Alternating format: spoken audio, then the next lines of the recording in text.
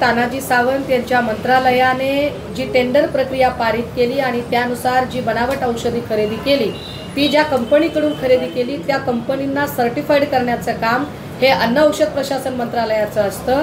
अन्न औषध प्रशासन मंत्रालयाचे तत्कालीन मंत्री धर्मराव बाबा आत्राम यांच्या मंत्रालयाने कुठलंही क्रॉस चेक व्हेरीफाय न करता अशा कंपन्या अस्तित्वात आहेत की नाही हे न पाहता या कंपन्यांना सर्टिफाईड केलेलं आहे आणि त्या सर्टिफिकेशनच्या आधारावर पुढे तानाजी सावंतांनी त्याला कसलंही क्रॉस चेक न करता, विशेष म्हणजे जी पारंपरिक औषध खरेदीची प्रक्रिया होती ती प्रक्रिया बाजूला ठेवून एक स्वतंत्र यंत्रणा निर्माण करून अन्न औषध प्रशासन खरेदी प्राधिकरणच्या वतीने औषधी खरेदी करणं ही तानाजी सावंतांची अक्षम्य चूक आहे।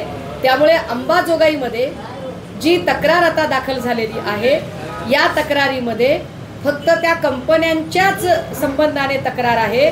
आमची अशी मागणी असेल की FIR मध्ये फक्त औषध विक्रेत्या कंपन्याच नाही तर या कंपन्यांना सर्टिफाईड करणारे धर्मराव बाबा आत्राम आणि या कंपनीकडून टेंडर पारित करून देणारे तत्कालीन आरोग्य मंत्री तानाजी सावंत या दोघांनाही सह आरोपी केलं जावं। यासाठी आम्ही दुहेरी लढाई लढणार।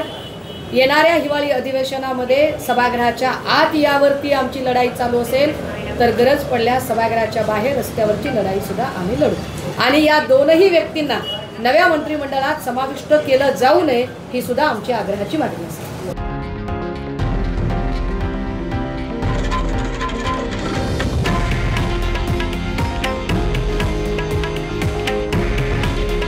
हे आहे देशातील नंबर 1 न्यूज नेटवर्क आणि आपण पाहत आहात TV9 मराठी।